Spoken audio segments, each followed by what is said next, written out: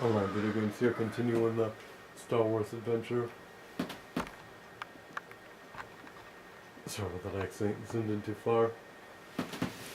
I just want to make sure that the camera is charging right now so the battery doesn't die for no reason in the middle of the game. Let me just zoom out a bit. I'm using a camera, I'm recording in 1080p at 6 frames a second. Give me 1 second to double check the quality. I guess it's a picture. I just don't want to be zoomed out too much. Zoom out a bit more. Maybe it's too much. Alright, there we go. That looks okay. Alrighty, continuing the adventure. Getting back to what I was saying though. This game is a fantastic game, and I really don't care the campaign mode is 3 hours because it has excellent replayability. I mean, I played this game yesterday and stood in the same exact level, which is so much fun. And the controls are fairly simplistic. I mean, so far the most we have is 2-button combos. And 2 buttons is, I guess, considered simplified for today, considering this game is 10 or 20-button combos, like Mortal Kombat. There's a green back-to tank, and you can upgrade your stats and your skills. It's pretty cool. There's so much customization, and you can be so creative and in any way you want to attack. It's just amazing.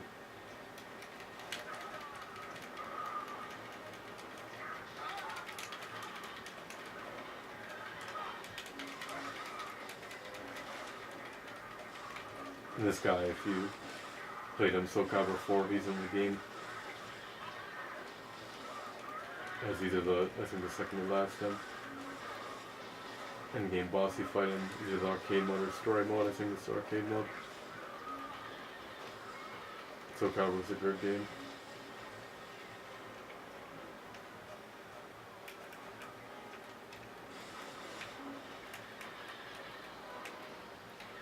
Anyways, I want to talk to you guys about my Star Wars experience, because we're playing Star Wars.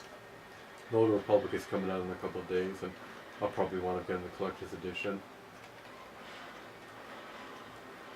And I can't wait to get that, because it comes with additional in-game items, it comes with a statue, it comes with a security authentic key, it comes with, I think, an art book and metal case.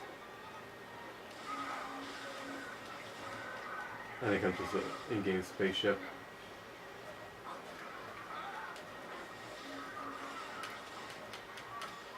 It also comes with a CD, so you can listen to the Star Wars music on the go if you can't get enough of the Old Republic. But my Star Wars experience started when I viewed the first Star Wars episode that I've ever seen. The first episode I saw was Attack of the Clone Wars, Star Wars Episode 2. And I saw that one day before it came out. I think it came out in most theaters on Friday, but I got to see that on Thursday. Because my friend, I guess he won special tickets to see it like one day early in a special movie theater before it was released in I guess you could say in mainstream movie theaters.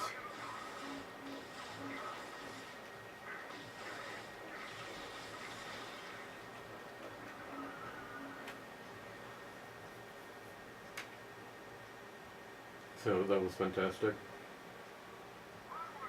I mean, it's great getting the opportunity to see the movie a day early. And I'm not sure how many movie theaters there are out there that release movies a day early, but if you get the opportunity to see a movie a day early in a movie theater, you get to see it on the big screen, and it's one less day you have to wait. So I saw that with my friends that day. And that was a fantastic movie. And since I saw number 2, I then watched number 1, Phantom of the Menace. And then I watched the trilogy.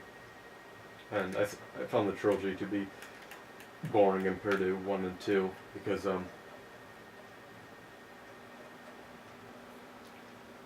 didn't look as great as the first two, as the original two Star Wars movies that came out in the after the trilogy, so it didn't look as great as episode 1 and 2, and it just seemed to be a lot slower pace in 1 and 2, in addition to not looking as great. And I mean, the enemy Darth Vader was basically an old man. It was, I guess you could say, a retired, he used to be, Anakin Skywalker used to be good, and then he became evil, but he was basically a good Jedi that turned evil. So he's a retired good Jedi that's now an evil Sith Lord, and as a Sith Lord though, he's much older and weaker than he used to be as a Jedi. And he was supposed to be the main villain as well as the Emperor, who's really old as well. So basically everybody in the Star Wars universe fears two old men.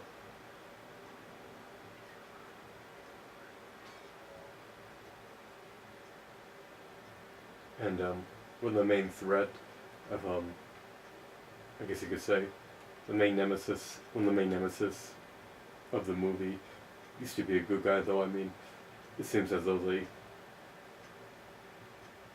should have added more, I guess you could say, evil characters, because the lore is really shallow when you have, oh no, let me just purchase something real quick.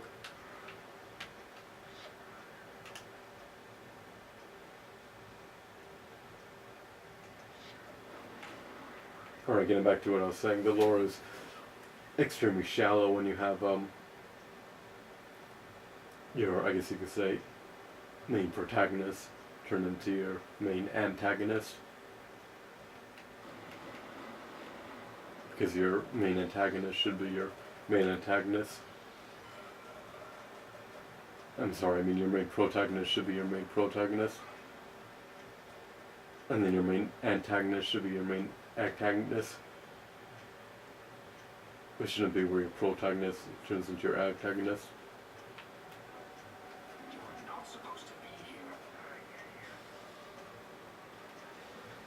I mean, it makes sense that Emperor Palpatine was the enemy because he was originally the enemy, and it makes sense that, let's just say, Obi-Wan Kenobi was good because he was always good. It just doesn't, it seems just too shallow when you have your main protagonist turn into an antagonist. And the combat is slower, the pace is slower in the trilogy. It's just that the first three Star Wars movies in the series, 1, 2, and 3, are a lot better. Especially episode 3 are much better than episode 4, 5, and 6. I also played the game for the PS1, Star Wars Episode 1, that's great. And then I played Star Wars The Force Unleashed. I'm not sure if I played any other Star Wars games. Actually, I have. I played Lego Star Wars, the trilogy and the complete trilogy. And I played Star Wars Pod Racer for the Nintendo 64. I'm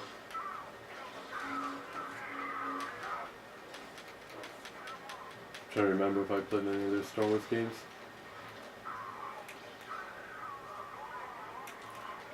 Then I think I played another one for the Nintendo 64.